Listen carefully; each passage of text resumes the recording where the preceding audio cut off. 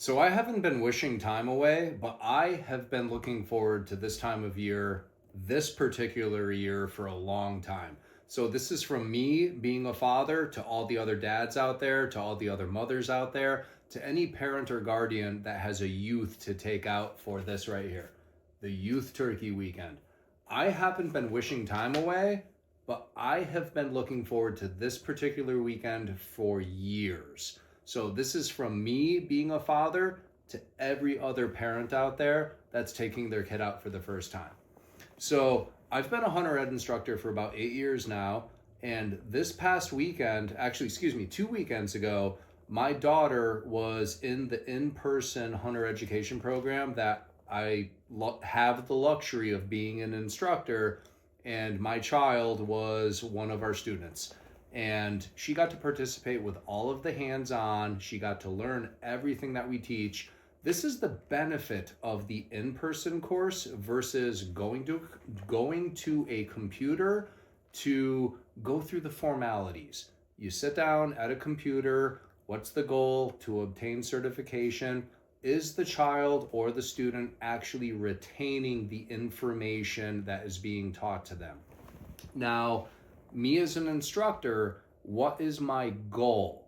My goal is to captivate the audience. If you captivate the audience, they're going to retain all of the information that you tell them. The personal stories, the background, citing examples, as opposed to verbatim, pen to paper, reading something, giving an answer. So one of the things that I really like to bring up in the in-person course when we discuss turkey hunting is some of the to-dos and some of the not to-dos. And I'm really glad the New York State Hunter Education Program kind of changed a little bit of the curriculum. What do you wear and what do you not wear?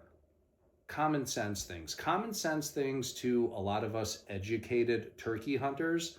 Red, white, blue. You don't wear those colors for obvious reasons in the spring turkey woods.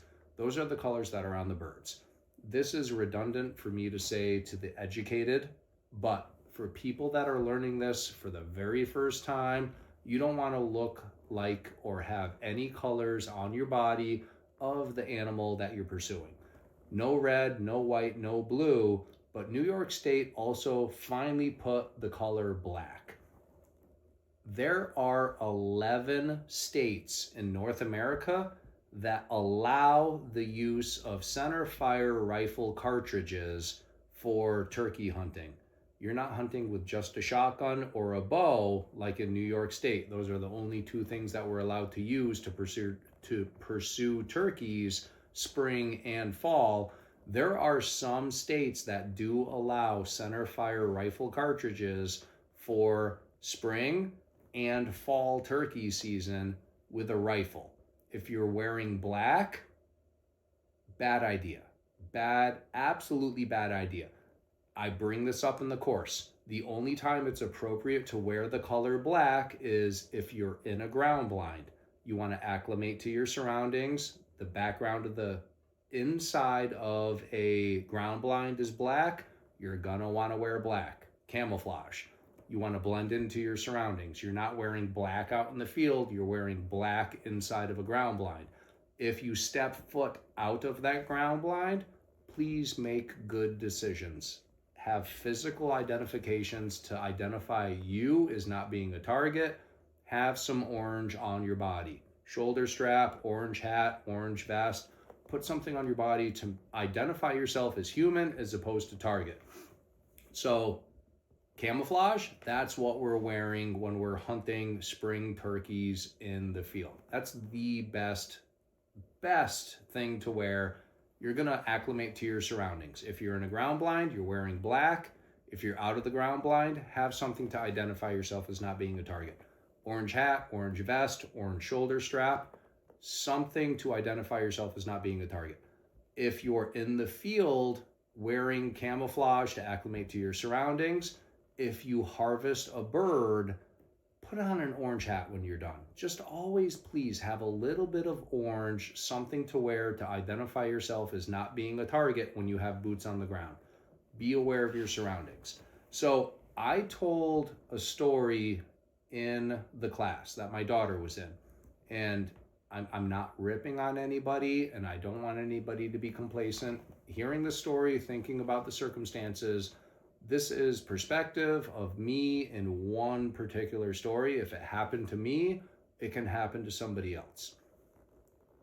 The answer to this question under the New York State guidelines of what is and what is not the right answer, this is the right answer all day long. If you're hunting turkey in the spring turkey woods, you're calling regardless if you have decoys out, if you don't have decoys out. If you are approached by another hunter, yell stop. That is the right answer all day long. Identify yourself as not being a target. No problems. Your hunt might be screwed up. It only might be screwed up temporarily. Everybody walks out safe. I was up north hunting on public ground with no decoy, had a friend with me. We parked. I had an educated guess on public land adjacent to private property that I do not have permission on. We cut distance on that private, which was a farm, big ag fields, but I was looking at the topography and the timber. Had an educated guess where I thought birds may be roosted, and we got relatively close to that area, and we stood. We waited in the dark, and we heard our first gobble. We cut distance to that gobble, staying on public land. We got maybe 100 yards away from about where those birds were. We sat down, my buddy on the left, I was on the right, and we sat in little pockets of 2 blown down trees facing the direction where I expected through a clearing where we'd have tom turkeys working through. Birds pitched down, I called, we had the response, assumed birds were coming, and what we walked through was a pine grove. There was a lot of moss and a lot of pine needles. It was very, very quiet walking. As I was sitting in silence, I heard one branch break over my shoulder. I assumed it was a white-tailed deer, something that was a mammal with a heavy foot walking through the forest, and it stepped on a branch. I assumed it was a white-tailed deer. I looked over my shoulder, and here comes Elmer Fudd stalking the sound. That is a huge no-no, especially on public land. Don't stalk the sound. Here comes a hunter walking right at me. Now, the appropriate thing to do would have been yell stop. Now, I did not yell stop. I did not get the hunter's attention because he broke one rule. He was cutting distance on sound on public land. Does he have his finger inside of the trigger guard? Is his safety off? His muzzle is pointed right in my direction. So when I saw everything I was looking at, this man is cutting distance on me with a muzzle pointed in my direction. Why would I want to all of a sudden pop a paper bag under his butt and yell stop, startle him, and have him potentially squeeze the trigger? So I did not yell stop. I sat in silence and I whispered to my partner, my buddy Mark that was with me, I said, don't move. And we sat in silence. And as soon as his muzzle cleared and it was not facing in our direction, that is when I yelled at him.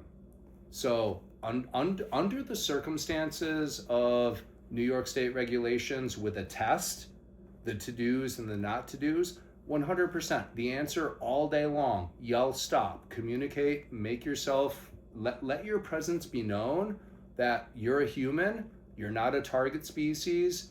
You yell, get that hunter's attention, and identify yourself as not being a target. I did not do that because the circumstances did not dictate it was safe for me to actually startle somebody and yell stop. So I waited for that muzzle to clear, And this is just the circumstances of that particular hunt. I did not yell. I waited for that muzzle to clear. When he stopped walking, moved his shotgun, and leaned against a tree to just observe and listen, that's when I yelled at the guy and got his attention. And he looked right at me and put his head down in shame. He waved sorry, and he left as quiet as he came. That's the end of the story. What could have happened if I startled that man? He was stalking sound, big no-no on public land. Trying to stalk turkeys, an animal that uses its eyes, its sense of vision is second to none in the woods, and he's trying to cut distance on birds, doing a sneaky sneak through the woods. He's not going to be successful, causing somebody harm. All of the things that he was potentially doing that could have hurt me, could have hurt my partner Mark, I didn't feel comfortable yelling stop. So it's time and place.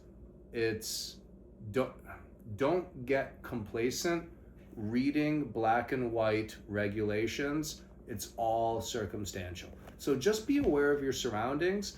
I can't wait to take my own kid out into the woods. I've been looking forward to this weekend for a long time. She's been looking forward to this weekend for a long time.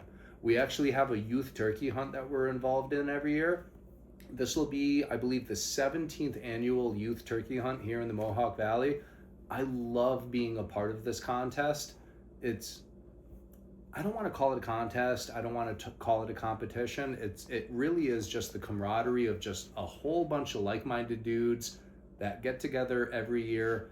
Donations from local businesses. Myself, I build some calls every year, donate it to the kids. Our friend Gus from Live the Wildlife TV comes up every single year. Stan Releases is going to come up again this year.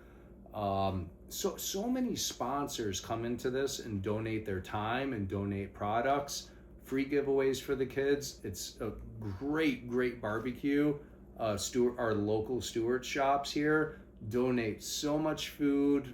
Even our local Walmarts donate so much product to this organization just for the camaraderie and for all of the kids. So even the youth hunters and the non-youth hunters, everybody walks away with something. And this organization really just shows the camaraderie of that like-mindedness of the outdoorsmen, of what we want to pass on to our next generation of hunters, of conservationists, because that is what we are. Conservation is defined as wisely using our resources, and that is exactly what we're doing. We're not taking too much, we're not taking too little. We're taking that just right status quo, right in the middle. So this is something we can enjoy year after year after year for my generation. And I cannot wait to share this with my child and my child's next generation, and that trickle down effect.